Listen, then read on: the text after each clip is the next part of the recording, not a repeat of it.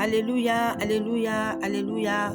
Chers frères et sœurs en Christ, je vous salue dans le nom de notre Seigneur Jésus-Christ. Ce matin, je vais vous parler du désert. Pourquoi le désert? Pourquoi j'ai choisi le désert ce matin?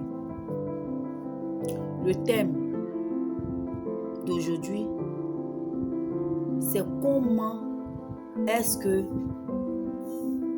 tu réussis ton épreuve dans le désert? Comment est-ce que tu réussis ton épreuve dans le désert? Quel est le désert? Le désert signifie quoi? Le désert constitue un lieu symbolique dans la Bible, à la fois un lieu de crainte et de châtiment. Il présente les limites du monde connu. Cependant, il est aussi le lieu de la rencontre avec Dieu, ainsi que le lieu de transition depuis l'Exode jusqu'à l'arrivée à Canaan, un endroit clé pour la difficile éducation du peuple d'Israël. Voilà la définition du désert dans la Bible. Et tout homme sur cette terre des vivants a son désert. Dieu nous a prouvé cela dans le livre d'Exode. Son peuple élu, son peuple choisi, les enfants d'Israël, les Hébreux, les chouchoutés de Dieu, il les a choisis et il les a emmenés dans le désert. Les enfants d'Israël allaient à Canaan. La Bible nous dit que derrière le peuple d'Israël, il y avait Pharaon et ses suppôts qui poursuivaient le peuple d'Israël. De l'autre côté, il y avait des collines, des montagnes. À gauche, il y avait des collines, des montagnes. Devant, il y avait la mer Rouge. Et Dieu, de Dieu des dieux, le créateur de l'humanité, le Dieu, le Seigneur des seigneurs, a ouvert la mer Rouge pour que le peuple d'Israël puisse passer. Dieu a tout fait pour toi. Et c'est comme ça dans notre vie quotidienne. On est là. Dès qu'on arrive la première fois à l'église, Dieu nous ouvre les voies. Il nous ouvre les portes. Et ça marche d'abord. Le problème pour lequel nous sommes partis, Dieu ouvre une petite partie. Et c'est ce qui s'est passé avec les Hébreux. Dieu a ouvert une petite partie. Il les a laissés passer. Laissés faire sortir du pays d'Égypte. Derrière eux, Dieu a mis entre eux et l'armée de Pharaon une poussière, une colline, une nuée, pour ne pas que Pharaon puisse atteindre les enfants d'Israël. Et lorsque ils sont arrivés quelque part, ils ont vu que Pharaon les suivait. Ils ont eu peur. Ils ont commencé à trembler. Ils ont commencé à crier. Ils ont commencé à crier sur Moïse. Pourquoi vous ne nous avez pas laissé mourir en Égypte? Il n'y avait pas de sécurité en Égypte pour que nous puissions mourir là-bas. Au moins là-bas, on pouvait nous enterrer. Et Moïse nous envoyait ici. Dieu a dit à Moïse, Dieu aux enfants d'Israël, gardez le silence, car l'Éternel pourvoira pour vous.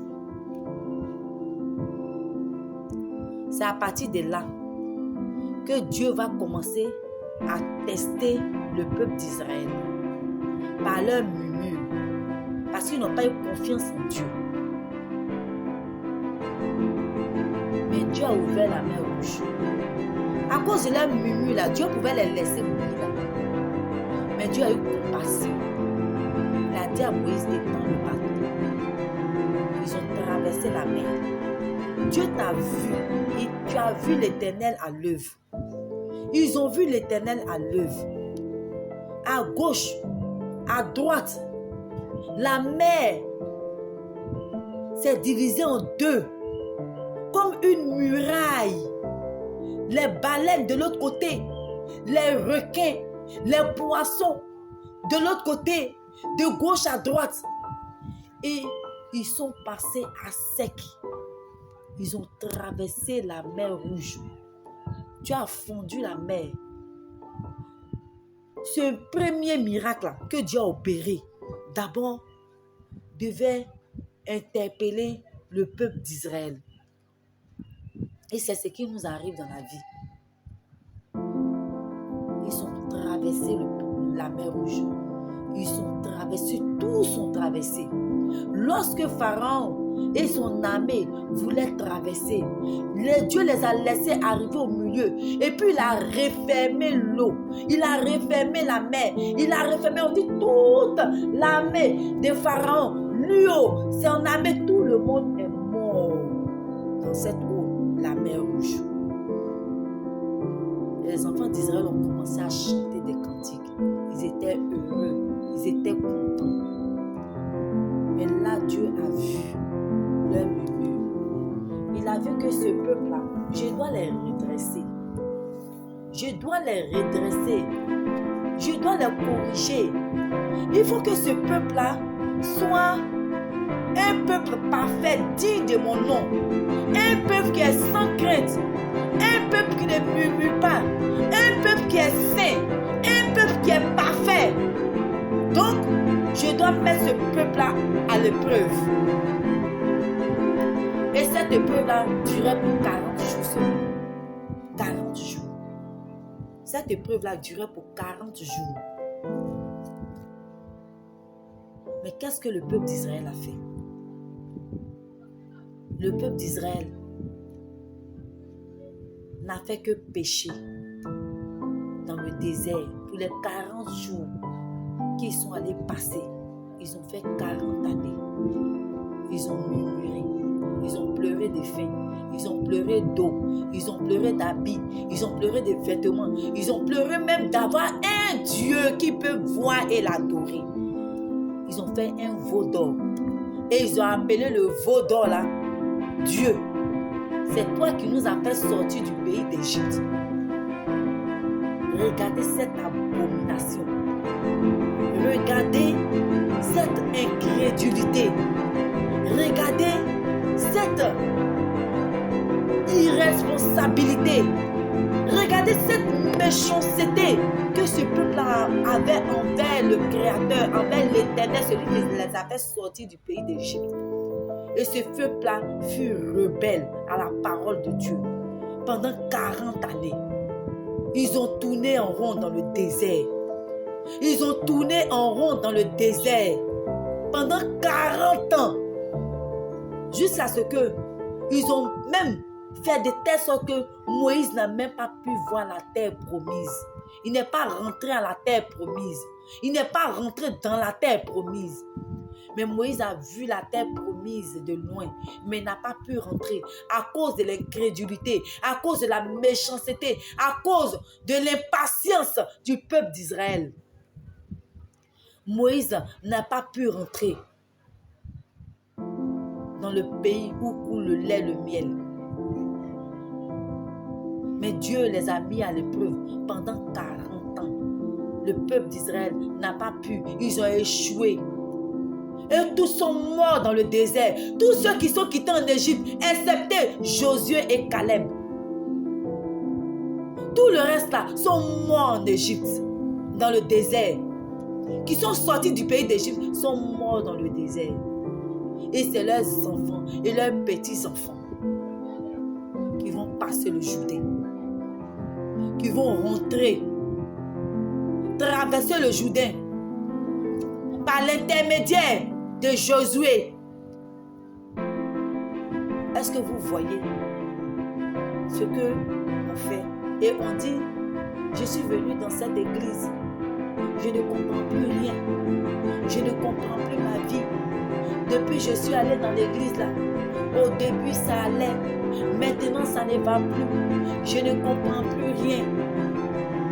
Pourtant, quand tu es arrivé au départ pour certaines personnes, ils sont arrivés.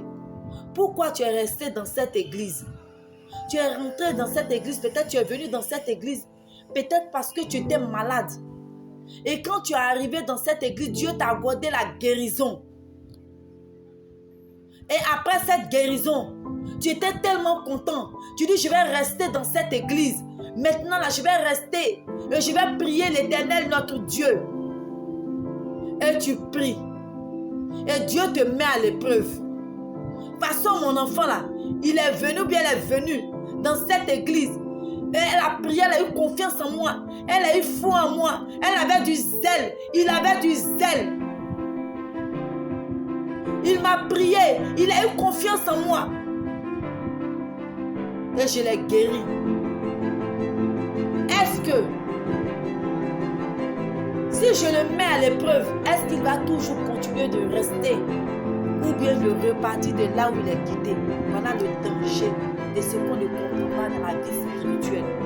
Ce qu'on ne comprend pas dans l'œuvre de Dieu. Ce qu'on ne comprend pas dans la suite, dans la suivi avec le Christ. Voilà ce qu'on ne comprend pas dans notre vie. On a des problèmes. On arrive à l'église. On prie pour nous. Vous arrivez, les gens prient pour vous. Ça va chez vous au départ. Vous êtes content, vous avez du zèle. Et maintenant, quand vous êtes mis à l'épreuve, vous abandonnez tout. Vous fuyez cette église. Vous allez dans une autre église. Et vous faites d'église en église. Ou bien quand vous quittez là, vous allez chez les marabouts. Vous allez adorer d'autres dieux. Ce qui n'est pas la voie de l'Éternel. Parce que vous ne pouvez pas supporter les épreuves. Or pourtant, il faut que tu passes par ton désert. Sur la terre, là où tu es, tu as un désert. Tu dois passer par ton désert pour arriver à ton Canaan. Mon frère, ma soeur, tu as un désert à passer sur la terre. Il faut monter, il faut descendre. Tu as un désert à passer sur la terre. Ton désert, elle peut être le manque d'argent. Ton désert, elle peut être la santé, le manque de santé. Ton désert peut être le manque d'enfants. Ton désert peut être le manque de mariage. Ton désert peut être la paix dans ton foyer. Ton désert peut être tu n'as pas du boulot. Tu cherches du travail, tu ne gagnes pas. Ton désert peut être tu es toujours là assis. Tu n'avances pas, tu n'évolues pas. Ton désert peut être le manque d'argent. Chacun a un désert à passer sur la terre. Mais quand tu as ce désert, tu es dans ton désert. Qu'est-ce que tu fais? Est-ce que tu te confies réellement à ton Dieu? Ou bien est-ce que tu murmures comme le peuple d'Israël dans le désert? Ou bien est-ce que tu murmures, est-ce que tu te lamentes? Tu pleures, tu te lamentes, tu parles, tu maudis les autres. Tu vas retourner dans le monde de là où tu étais. Tu dis que tu penses à ton passé.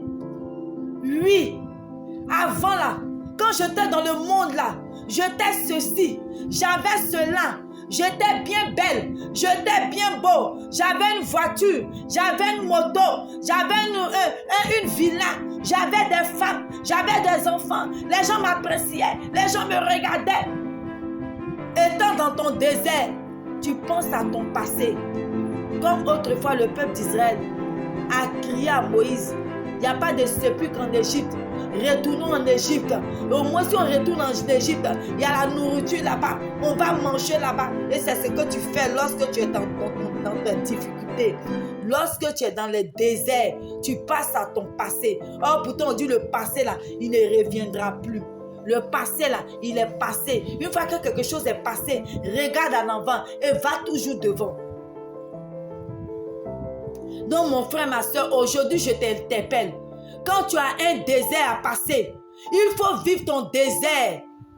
Il faut vivre ton désert sans murmurer. Tu ne vas pas passer 40 ans dans ton désert. Peut-être ton désert sera 4 jours. Peut-être ton désert sera 40 jours. Mais si tu murmures dans ton désert, tu vas passer 40 ans. Et puis tu ne pourras même pas arriver à Canaan. Parce que ceux qui ont murmuré dans le désert ne sont pas arrivés à Canaan. Ils sont morts dans le désert. Ils n'ont pas vu Canaan. Ils n'ont pas vu le pays où coule le lait, le miel. Ils n'ont pas vu là où se trouvaient les vrais concombres, les vrais fruits mûrs, le vrai lait. Ils n'ont pas vu tout cela parce qu'ils ont murmuré dans le désert. Je t'interpelle aujourd'hui, mon frère, ma soeur. Il ne faudrait pas que tu murmures dans ton désert. Il faut affronter ton désert. Il faut affronter ton désert.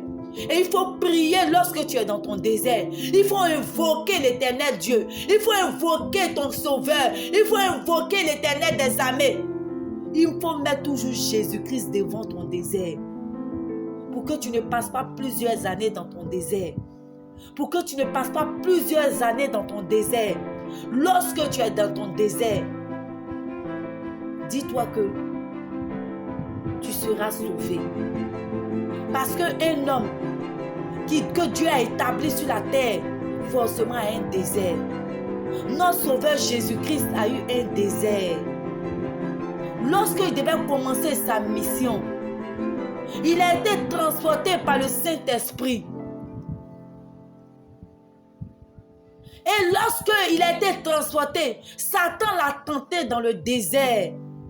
Il a jeûné 40 jours, il a jeûné 40 nuits. Il a été mis à l'épreuve.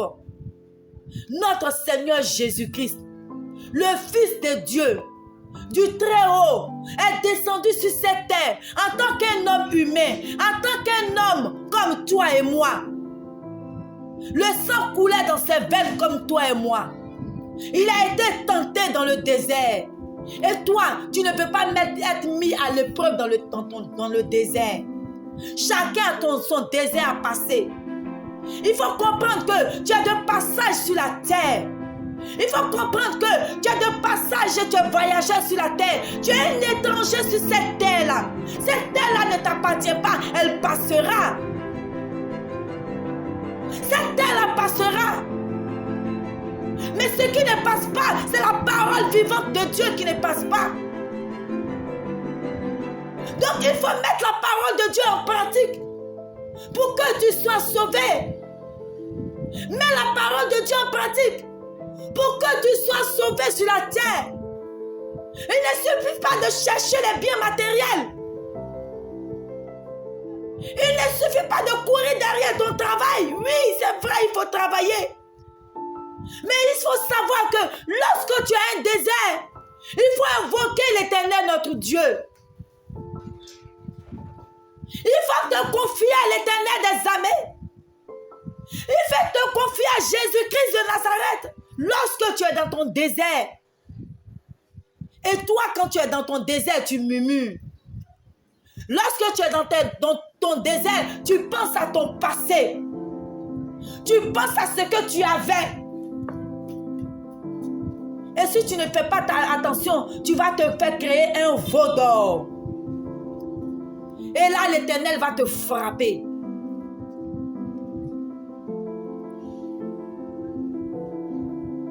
Je t'interpelle ce matin.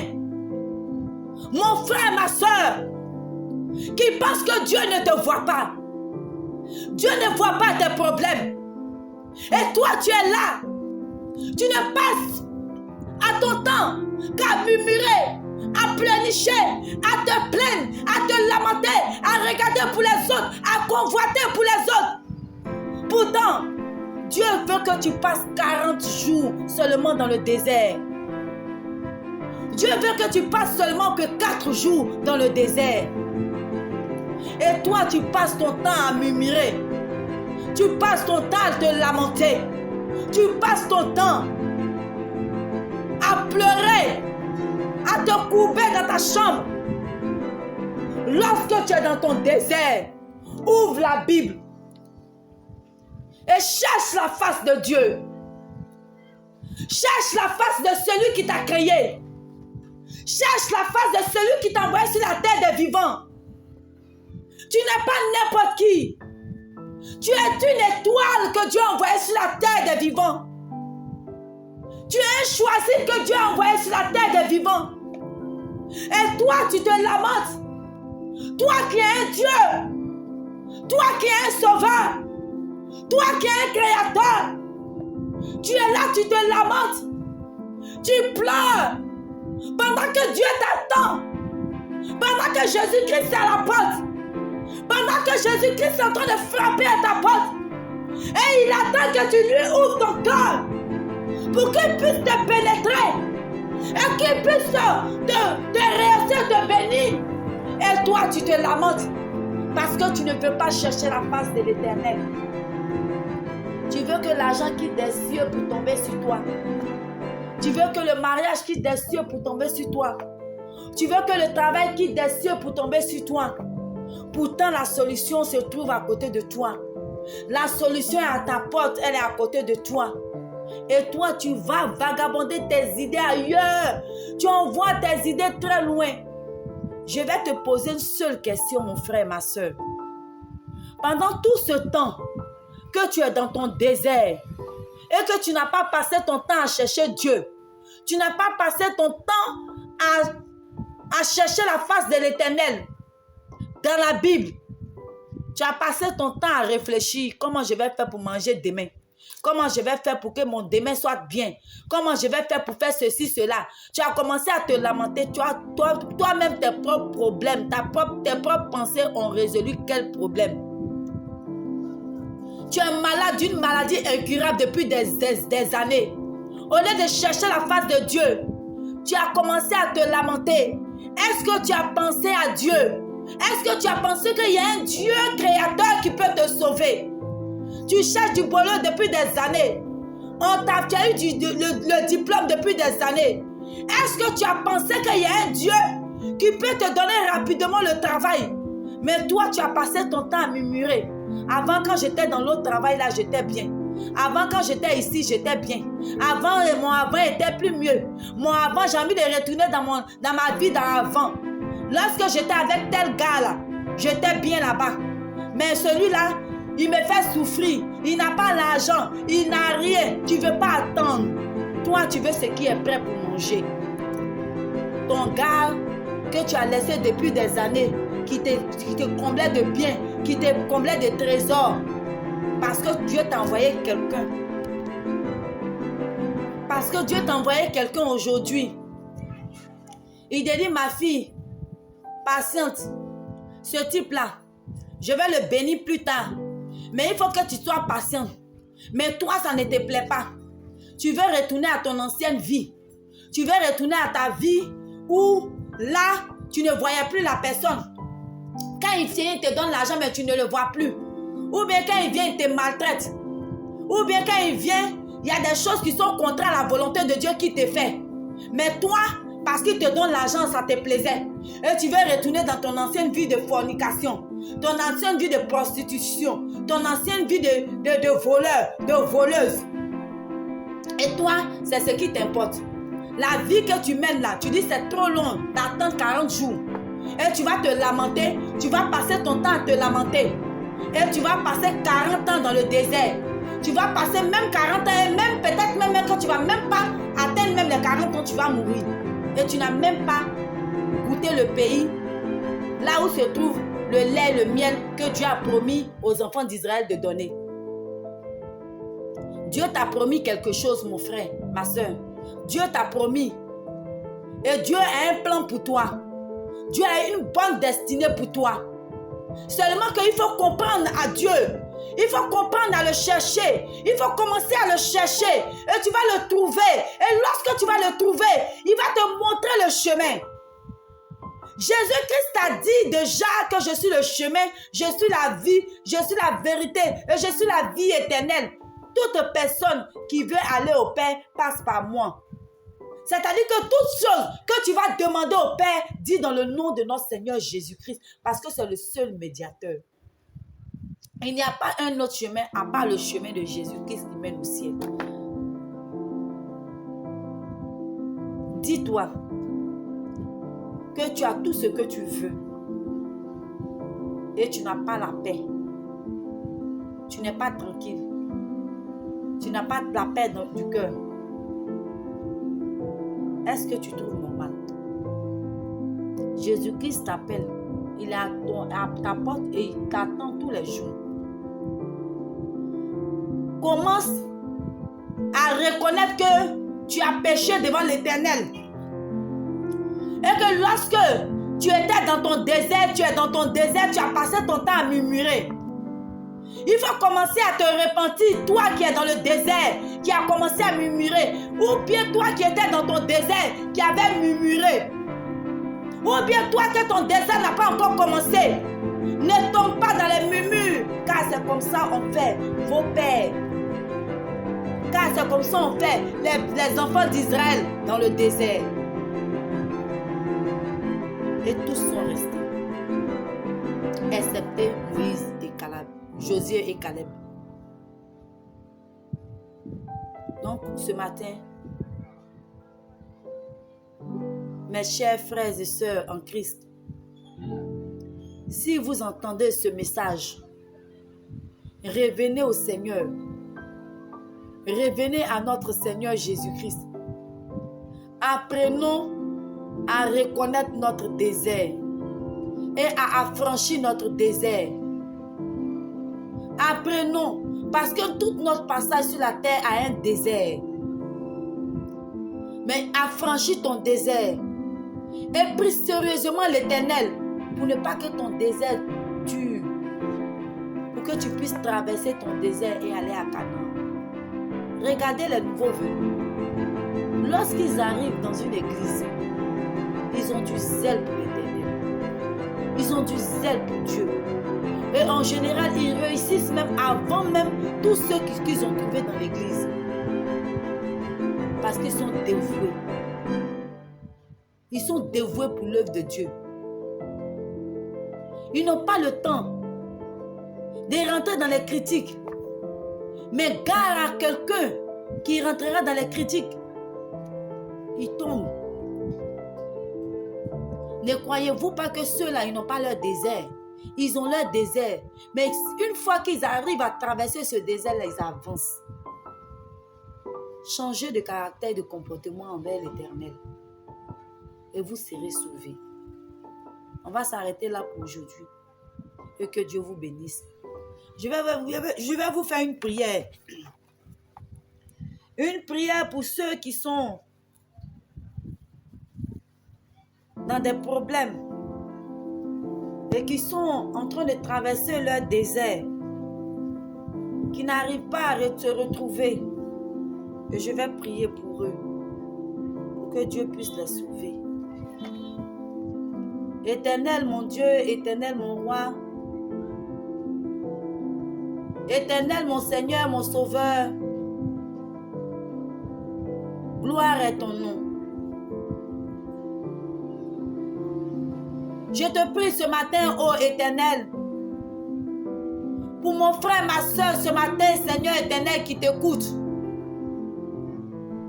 qui est en train de traverser son désert, qui n'a pas encore eu le désert, qui a déjà passé son désert. Je te prie, Seigneur, ce matin, de protéger tes enfants ce matin. Dépense ces enfants-là sous ta couverture ce matin. Pour ne pas que, Seigneur éternel, ceux-là même, oh Dieu Tout-Puissant, qui devaient passer peu de jours seulement dans leur désert, pour ne pas qu'ils murmurent. Pour que ton peuple, ton enfant, ta fille ce matin, puisse retourner à toi. Et que, Seigneur, tout ce qui est problème, blocage, difficulté dans leur vie, soit brisé dans le nom de notre Seigneur Jésus-Christ. Et que lorsqu'ils sont mis à l'épreuve, qui ne murmurent pas, mais qui affrontent l'épreuve afin de passer de l'autre côté du Jourdain. Oh Dieu, viens secourir tes enfants ce matin. Viens les délivrer du joug pesant. Viens les délivrer de tout problème, de tout blocage et difficulté. Viens libérer ce matin tes enfants, Seigneur, afin qu'ils puissent passer à une autre dimension. Tu as dit au Père éternel, la vie est un combat. Et nous sommes étrangers sur la terre. Ne nous cache pas tes commandements. Je te prie ce matin pour celui qui écoute cette prière, pour celui qui écoute cette parole. Que cette parole libère cette personne de tout joug pesant, de toute maladie, de toute infirmité, de tout blocage, de toute stérilité.